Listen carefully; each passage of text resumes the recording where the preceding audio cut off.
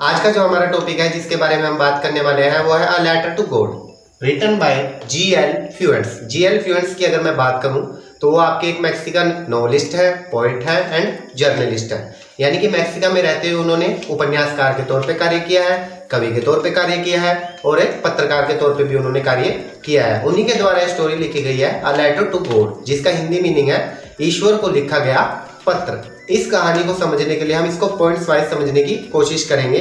सबसे पहला पॉइंट हमारा होता है Lencho's house and crop. First point आपका लेंचोस हाउस एंड क्रो। सबसे पहले लेखक जो है लेंचो के घर के बारे में बताता है और फसल के बारे में बताता है। लेंचो का घर, वहां पर जो है बहुत सारी पहाड़ियां हैं। उन पहाड़ियों में जो एक छोटी पहाड़ी है उसकी चोटी पर लेंचो का घर जो है वो स्थित है और वहां से जो है आपको, अगर आप वहां से व्यू देखते हैं तो नदियां और फसलें जो है बहुत ही ज्यादा खूबसूरत दिखाई पड़ती हैं और वहां पर लेंचो का इकलौता मकान है। फसल की बात करते हैं, लेंचो किसान है, उसने फसल लगाई हुई है, खेती वो करता है और उसकी फसल जो है वो बहुत अच्छी ग्रो कर रही है। ठीक है, ये पॉइंट आपका क्लियर हो जाता है। Lencho's house and crow. House के बारे में क्या बताता है, छोटी पहाड़ी पर उसका मकान है, पहाड़ियों में जो छोटी पहाड़ी है उस पर उसका मकान स्थित है, वहां से बहुत ही ज्यादा आकर्षक व्यू दिखाई पड़ता है। और लेंचो जो एक किसान है उसने फसल उगाई हुई है और उसको बहुत फसल अच्छी होने की आशा भी है। Second point rain and crop destroy.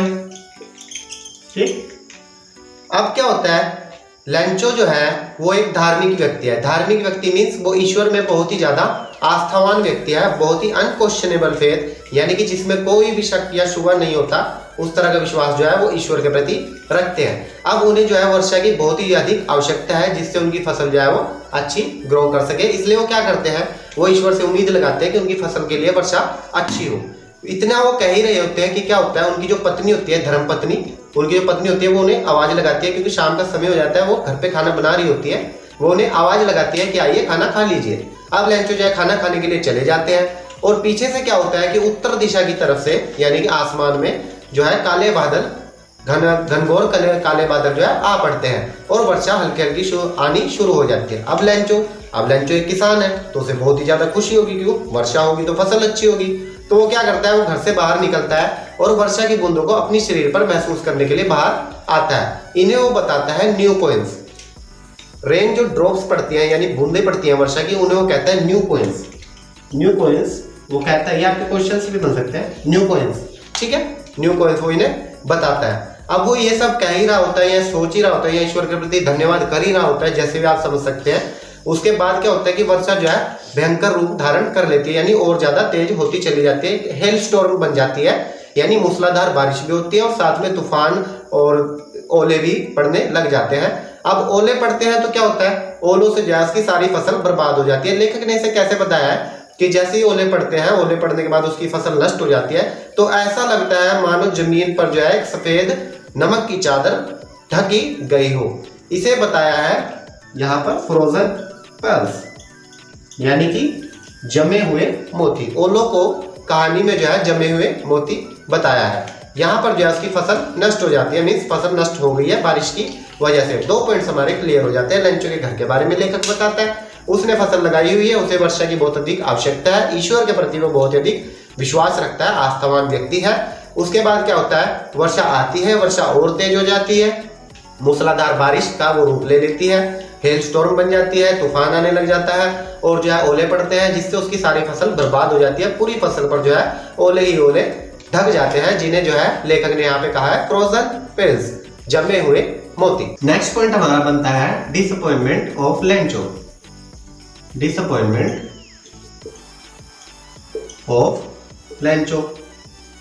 अब लेंचो क्या होता है, क्या हुआ था पहले घटनाक्रम में कि लेंचो के घर के बारे में लेखक बताता है, फसल के बारे में बताता है और वर्षा आने के कारण जो है लेंचो की फसल बर्बाद हो जाती है। अब किसी इंसान की अगर फसल बर्बाद हो जाएगी, अब उसकी तो सारी उम्मीदें फसल से ही थी, अब फसल नहीं है तो उसके पास कुछ भी नहीं है। क्यों नहीं है, क्योंकि वो फसल पे ही पूरी तरह निर्भर है, पूरी आमदनी जो है, पूरी आय जो है उसकी फसल से ही होती है। अब फसल ना होने की वजह से ना तो उसके पास इस साल खाने के लिए पैसे हैं, ना उसके पास अगले साल जो है बीज बोने के लिए पैसे हैं, यानी वो बिल्कुल ही तरह करता है। जैसे परेशानी में इंसान जो है मदद के लिए पुकारता है, या आप परेशान हो जाए, हम परेशान हो जाए, कुछ भी क्या करते हैं हम कुछ ना कुछ रास्ता निकालने की उससे कोशिश करते हैं। लेकिन जैसे कि राइटर ने हमारे यहाँ पे स्टोरी ये लिखी है, अ लेटर टू गॉड, यानी ईश्वर के प्रति उसे आस्थावान बताया, तो जाहिर सी बात है वो ईश्वर से ही उम्मीद रखता है। इकलौता मकान उसका है तो आसपास कोई नहीं है, तो वो ईश्वर से उम्मीद रखता है और वो बहुत ही ज्यादा परेशान होकर जो है ईश्वर को अब पत्र लिखेगा।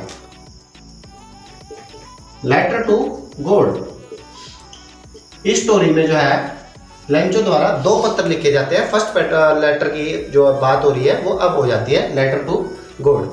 अब लेंचो परेशान हो चुका है, हताश हो चुका है, उसके पास कुछ भी नहीं है, अब उसके पास फसलें बर्बाद हो चुकी है, खाने के लिए कुछ नहीं है, अब वो फैमिली भी उसकी भूखे मरेगी और वो भी भूखे मरेगा। तो वो क्या करता है, वो ईश्वर को पत्र लिखता है। पत्र पे वो क्या लिखता है, इन्हीं सब मुसीबतों का अपनी जिक्र करता है, यानी इन मुसीबतों के बारे में बताता है कि कैसे बारिश हुई, बारिश की वजह से उसकी फसलें बर्बाद हो गई और फसलें बर्बाद होने की वजह से ना तो उसके पास खाने के लिए कुछ है, ना अगले साल बीज बोने के लिए कुछ है। तो इसके लिए उसे कुछ पैसों की जरूरत है, जिन पैसों से जो है उसका सारे काम आसान हो जाए, वो खाना भी, अपने खाने का भी काम चला सके और अगले साल बीज के लिए भी उसके पास पैसे हो।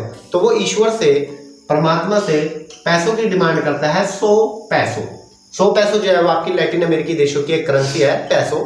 तो 100 पैसे जितनों की उसकी जरूरत थी, 100 पैसों की वो डिमांड करता है, यानी मांग करता है, प्रार्थना करता है, उनसे वो गुजारिश करता है ईश्वर से पत्र लिखकर कि आप वो मुझे 100 पैसों दे दें ताकि मेरी मुसीबतों का हल हो जाए, मैं परेशान ना रहूं और मेरा जो है काम वो सही से चलता रहे। अब इसके बाद क्या होता है, नेक्स्ट पॉइंट हमारा होता है,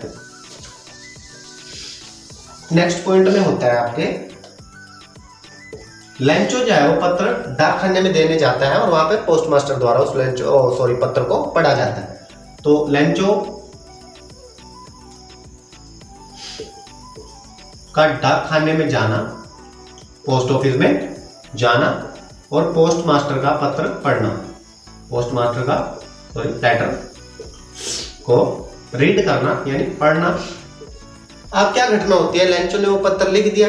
अब पत्र लिख दिया है तो पत्र कहाँ पे जाता है, पत्र जाएगा डाकखाने में, डाकखाने से वो उस एड्रेस पे जाएगा जहां पे उसे पहुंचना है। तो लेंचो भी वैसा ही करता है। अब वो ईश्वर को पत्र तो लिख देता है, उस पे एड्रेस ईश्वर का लिख देता है, मीन्स सेंडर अपने आप को जो जिनको पत्र भेजना है उसमें ईश्वर वो लिख देता है कि भगवान को यह पत्र भेज दिया जाए। तो वो जो है डाकखाने में जाता है, उस पत्र को जो है, जो बॉक्स बना होता है ना आपके पोस्ट ऑफिस के बाहर रेड कलर का, मीन्स हमारे देश में रेड कलर का, उस देश का आप कैसा भी कह सकते हैं, वहां पर जो है वो पत्र दे के आ जाता है, वहां पर रख के आ जाता है। अब वहां पे जो कर्मचारी होता है, यानी जो उस डाकखाने में कर्मचारी होता है जिसकी पत्र निकालने की ड्यूटी है, उन्हें पढ़ने की, उन्हें देखने की ड्यूटी है किस किस एड्रेस पे वो जानी है, छटनी वगैरह करने की जो काम है उनका, तो वो जो है उस पत्र को निकालता है। अब उस पत्र पे जो है एड्रेस जैसे सामने बाहर ही लिखा हुआ है, ईश्वर का पत्र, ईश्वर को देना है पत्र, यानी भगवान के नाम पे उसका एड्रेस है। अब भगवान का तो कोई एड्रेस होता नहीं है, तो वो क्या करता है, वो हंस पड़ता है। कौन हंस पड़ता है, सॉरी, वो जो है हंस पड़ता है डाकखाने का जो कर्मचारी होता है। वो हंसते हंसते जो है अपने हेड के पास यानी पोस्ट मास्टर साहब के पास जो है उस पत्र को लेकर जाता है और उन्हें वह पत्र दिखाता है। यहाँ पे सेकंड पॉइंट, पोस्ट मास्टर का पत्र को पढ़ना। अब पोस्ट मास्टर साहब जो है उस पत्र को देखते हैं, उस पे भगवान का पता लिखा होता है, तो वो भी हंस पड़ते हैं। लेकिन वो ज्यादा देर ऐसा नहीं कर पाते, क्यों? क्योंकि जब वो लेटर को खोलते हैं और उसमें वो परेशानियां देखते हैं कि कैसे लेंचो नाम के किसान को किस किस परेशानियों का सामना करना पड़ा है, कैसे उनकी फसल बर्बाद हो चुकी है, नष्ट हो चुकी है, कैसे वो परेशान हाल है, उनकी ईश्वर के प्रति कितनी आस्था है, ये सोच के वो भी सोचता है कि पोस्ट मास्टर साहब कि काश इतनी आस्था, इतना विश्वास ईश्वर के प्रति मेरे में भी हो पाता। तो वो उसके ईश्वर विश्वास को बनाए रखने की कोशिश करता है। किसके विश्वास को? लेंचो के। अब लेंचो के विश्वास को बनाए रखने के लिए अब उसे पैसों की जरूरत है। क्यों? अगर लेंचो का विश्वास बनाए रखना है तो जाहिर सी बात है उसे पैसे भी देने पड़ेंगे, 100 पैसों उसे देने पड़ेंगे। क्यों? विश्वास तो तभी बनेगा ना, ईश्वर से उसने पैसों मांगे हैं, मदद थोड़ी मांगी है, कोई सलाह थोड़ी मांगी है कि आप जो ऐसा करिए वैसा करिए, पैसों की जरूरत है। तो पोस्ट मास्टर साहब क्या करते हैं, अपने कर्मचारियों को इकट्ठा करते हैं और सबसे जो है कुछ रकम इकट्ठा करते हैं थोड़ी थोड़ी, और अपने वेतन का भी एक हिस्सा उसमें डाल देते हैं और कुल मिलाकर उनके पास इकट्ठे होते हैं 70 पैसों। कुल मिला के उनके पास होते हैं 70 पैसों, यानी आधे से थोड़े ज्यादा 70 पैसों को बटोर पाते हैं, जमा कर पाते हैं, पूरे 100 पैसों को नहीं कर पाते। हालांकि क्योंकि वो लेंचो की मदद करने का प्रयास करते हैं, इसलिए पोस्ट मास्टर साहब से जितना बन पड़ता है 70 पैसों, वो उन्हीं को जो है एक लेटर में डालकर और लेंचो के नाम उस पे एड्रेस लिखकर, लेंचो के नाम पे एड्रेस लिख के अपने नीचे एक साइन कर देते हैं, उस पे लिख देते हैं सिर्फ ईश्वर, एक शब्द लिख देते हैं ईश्वर, यानी कि ईश्वर ने ये पत्र उनको भेजा है। अब क्या होता है, अब जिसने वो पत्र लिखा है लेंचो ने, वो पत्र लेने के लिए भी जाएगा।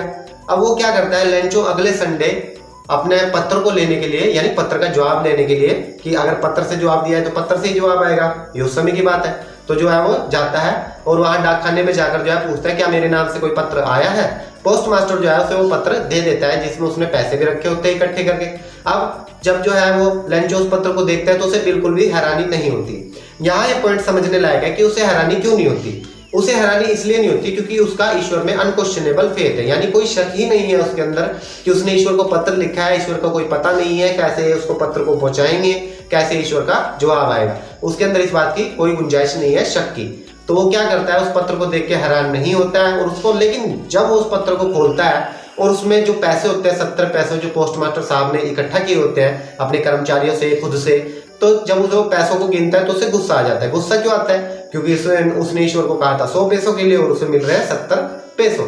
तो वो क्या करता है, अब लेंचो क्या करता है, वहां से जो है वो कलम वगैरह उठाता है और पेपर वगैरह उठाता है, तो उनपे एक और लेटर जो है ईश्वर के नाम पे लिख देता है और उसमें वो शिकायत करता है। अब शिकायत क्या करता है ये हमें बाद में पता लगता है। वो लिखता है उस लेटर को और पोस्टमास्टर साहब को देकर चला जाता है लेंचो। कौन चला जाता है, लेंचो। अब लेंचो जब चला जाता है तो उसके बाद पोस्ट मास्टर साहब जो है उस लेटर को खोलकर देखते हैं। उस लेटर में क्या लिखा होता है, उसमें जो है लेंचो ने लिखा होता है, वो जो है शिकायत कर रहा होता है किनकी, अपने जो ये पोस्ट मास्टर साहब है, डाकखाने वाले कर्मचारी है, इन सबकी शिकायत करता हुआ इसमें पाया जाता है। वो ईश्वर को शिकायत कर रहा होता है कि मुझे 100 पैसों की जरूरत थी लेकिन मुझे जो है इससे कम ही मिले हैं, इसलिए आप बाकी के पैसे भी मुझे जल्दी से भेज दें। लेकिन वो मुझे मेल द्वारा ना भेजे। क्यों, क्योंकि उसे जो है शक है कि इनके ऊपर, पोस्ट मास्टर साहब और डाकखाने के कर्मचारियों के ऊपर, कि वो ठग है, वो कर्मचारी जो है ठग है, धोखेबाज है। और उन्होंने, हो सकता है ईश्वर ने पूरे 100 पैसों ही मुझे भेजो और उन्होंने जो है इसमें से कुछ पैसों रख के बाकी के पैसों जो है वो मुझे दे दिए हो, इसलिए वो उन्हें ठग बताता है। यहाँ पर आपकी जो है स्टोरी समाप्त हो जाती है।